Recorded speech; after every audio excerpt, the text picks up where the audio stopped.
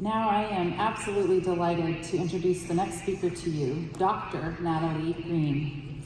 Nattaly was born and raised in Colombia. She immigrated to the United States at the age of 19 with two 55-pound bags and a dream of becoming a physician. While completing her courses in English as a second language, she enrolled in college in Madison, Wisconsin, where she completed a career in nursing and used this as her stepping stone into medicine. She was inducted into the National Nursing Honor Society, Sigma Theta Tau, as a nursing student and received Nursing Excellence Awards for her work as a charge nurse in the medical surgical unit. Throughout her life, she has held many roles, including cattle rancher, waitress, and most importantly, that of daughter, sister, wife, and friend. She has been very purposeful in her choices in order to always further her goal of using medicine as her vehicle to address social justice. That drive brought her to Oregon, where she has now completed her medical degree.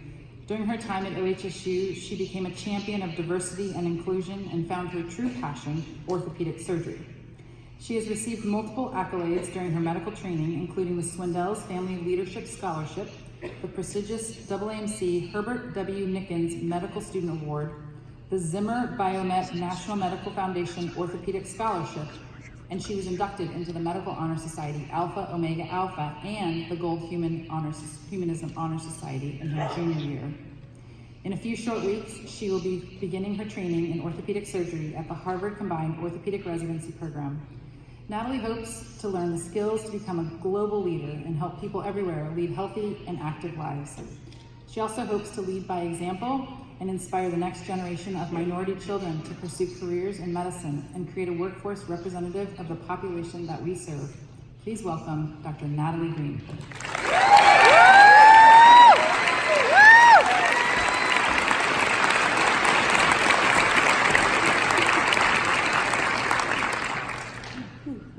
Thank you, Dr. Bumstead. That was awesome. Good afternoon, everyone. I have looked forward to this moment since I decided to pursue medicine as my career at the age of 10. And I am so humbled to be standing in front of you sharing this momentous occasion. Having you, my peers, choose me as your speaker is one of the greatest honors of my life. And I won't forget that you allowed me to reflect and share about the importance of using our privilege for the service of others in hopes of making the world a better place for all of us. I want to use this time judiciously, and most importantly, I want to honor those who have contributed to our success. First, I want to congratulate and thank our families, our friends, and everyone who constitutes our support system. Thank you for being here today and every step of the way. You, our village, have given us the strength and conviction to dream big and the tools to see our dreams become a reality. This triumph is for you and because of you. And we are grateful for your endless encouragement and support. Your love and belief in our potential has propelled us to where we are today, and we will try to live a life worthy of all of your hard work and sacrifices. From the bottom of our hearts, we thank you deeply. And if you would indulge me for a few seconds, I know there are a few Spanish-speaking families in attendance and listening in, including my 100-year-old grandmother who couldn't be here, but who's been instrumental in this journey. So I want them to hear this message loud and clear because they need to understand what they are and what this means to us. A nuestros padres, hermanos, abuelos, amigos y a nuestra comunidad, gracias. Su empeño y dedicación han sido indispensables en nuestros triunfos y su ejemplo nos ha inspirado a través de los años. Gracias por su valor, por su perseverancia y sus sacrificios, por mediante los cuales nosotros, sus hijos, estamos viviendo este sueño americano. I also want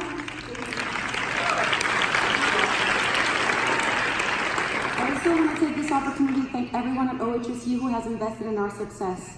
First and foremost, I want to thank our deans, Dean Anderson, Dr. Mexicano, Dr. Bumstead, and our deans of students, Dr. Schneider and Dr. Garcia. Thank you for allowing us the opportunity to participate in the shaping of a new curriculum and for believing in our potentials as agents of change. We have all grown together throughout this process.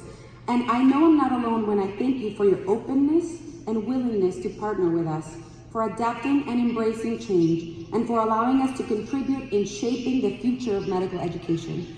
Additionally, thank you for providing us with a platform to share our passions and for empowering us to pursue our goals. I would be remiss if I don't use this moment to give a special shout out to the incredible 5th floor staff. Caitlin, Tomo, Sam, Lisa, Megan S, Megan H, I forgot many of you, but we thank you from the bottom of our hearts. Your endless support and dedication have been fundamental to our success. The incredible work that you do for us and for those who are coming after us is very much appreciated. To our block directors, our clinical clerkship directors, the nursing staff, PAs, clerks, and everyone who has spent time sharing their knowledge and investing in us and our success, we thank you. Your time and efforts towards training the next generation of physicians is essential. And finally, I want to thank the amazing class of Med 19 for inspiring me to be better, to be more intentional in my caring, and for encouraging me always to continue on my relentless pursuit of excellence. You are the most brilliant, caring, purposeful, and driven people that I have ever met. And it was my greatest honor having the opportunity to learn alongside all of you. I will always be grateful for your passion, for your dedication to your communities, for your advocacy, and for your commitment to social justice. A small special shout out to my friends here today who became families, my sisters in the audience, my Hawaiian sister, Kelsey. You all know who you are, my partners in crime. You are the epitome of female power and greatness. Thank you for dreaming alongside me, for loving me when I was up and lifting me up when I was down, and for your limitless dedication to equity. You keep me honest and humble. I trust you will continue to do so. I don't have much to offer in terms of advice. I also embarked on this journey alongside all of you, but I do have some few words that I would like to share. I spent the last month in my home country of Colombia. I was seeking to reconnect with my roots prior to embarking on this next stage of my journey, and I was also searching for inspiration for this speech. I spent hours with my family, my friends, and compatriots, often exchanging stories over plates of food or cups of coffee, and listening intently while they rolled their R's and spoke of our history. That history which unfortunately is taken with suffering, inequity, and disparities, but in these discussions, I could always sense that underlying perseverance and hope that characterizes us Colombians. I've been listening to people's stories for years and finding the strength to craft my own and harness its power. So here it is. I seem destined to fall into a pattern of broken dreams and live lives half-lived.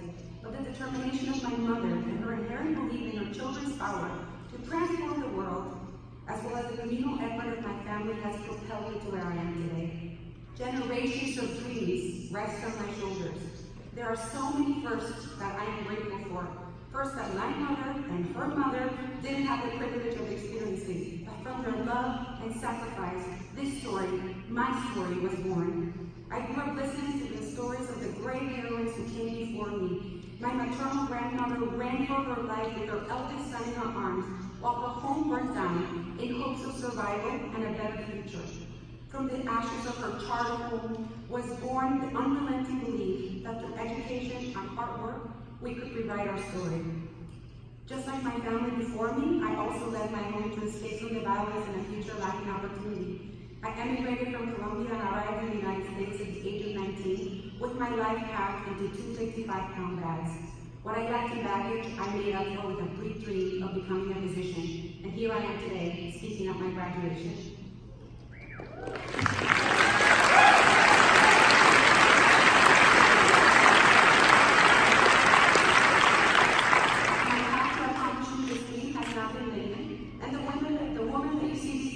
Compilation of my experiences and the village that has supported me and encouraged me for the past 20 years. I stand on the shoulders of my grandparents, whose sacrifices have instilled me with a deep sense of gratitude and responsibility. My mother's shoulders, which have been steadfast and have withstood every hardship. Her perseverance and grit have been my constant inspiration, and her love has been my grounding force. My father, whose work ethic and thirst for excellence have always been one of my strongest motivators. My younger sister who has been my muse, my reason, my happiness, and my strength when I needed it the most. My stepfather, who through his love and investment in my success, restored my faith in my potential and helped me make our American dream a reality. My brilliant and incredible husband and best friend, who's loved me more than I could ever love myself, and who has made my dreams his dreams, as well as the beautiful Greene family who has embraced me as one of their own. And finally, to my extended family, my mentors, my teachers, my friends, who have exemplified empathy, advocacy, and who have have provided me with the tools to succeed. I make no mistake when I say that none of this would have been possible without all of you. I stand tall thanks to you, and I promise to use the privilege that comes with these letters to help create a healthier world for all of us. I also promise you that despite how high I might reach, I will be mindful of the shadow that success might cast upon others, and will always strive for elevating those who will come after us. My story isn't unique. I am just one of the few Colombians who were very lucky and able to leave our violence and poverty behind and accomplish their dreams in a different country. For years, truly, I felt that this story was my weakness. I believed that in order to fulfill my dreams in America, I had to create a new story and compromise my identity. That in order for the systems of power to accept me, I had to be lighter, speak without an accent, and blend in. I believed that if I did all of this, people would give me an opportunity. They would see past those things that made me different and recognize that within me was the same talent and intelligence and the tapestry of what makes an excellent physician. It took years, but through the kind support of my family, mentors, and friends, I came to realize that the acceptance I was seeking must come from within me. That while I was facing discrimination or resistance, the greatest challenge was that I myself believed that I was less because of things that I couldn't change. My family has always been an incredible source of strength and support, but a large portion of inspiration and acceptance has come from many of you sitting here today. You, my teachers, my mentors, my peers, and friends who have lifted me and empowered me, who together have shaped this woman that you see before you. You have enabled me to take control of the narrative, of my narrative, and to write my own story. I use the stories to fuel me, to remind me of where I come from, and to help me stay true to myself. I am because you are. Like me, there are many of you who are the first in your family, the first ones to go to college, the first ones to graduate schools, the first doctors. I've spoken with many of you and your families and have been inspired tremendously by your stories. Let's always remember the sacrifices of those who came before us and the tall shoulders upon which stand on. I know that those memories and those relationships will keep us grounded and focused on the reasons why we chose to pursue this path. Thus, as we celebrate our graduation, as we practice medicine, as we mentor future physicians, I encourage you to remember the power of your story and to share with others so that it might empower them to do the same. And if I can leave us with a small thought, Dr. Paul Farmer in his book, How to Repair the World, argues that we, the new generation of physicians, are inheriting perhaps what is the most excellent medical system with regards to technology and scientific discoveries. However, this scientific revolution has been devoid of a plan for ensuring equal access. This will be our greatest challenge, participating in a system in which the best therapies and treatments are reserved and accessible to only a few people. Thus, it will be our mission to advocate for an equitable system in which everyone has access to the latest and best treatments. He argues, and I agree, that science and technology will and should be the heart of modern medicine. But we must add the soul. Let's remember to add the soul and keep humanity at the center of what we do. Congratulations, doctors.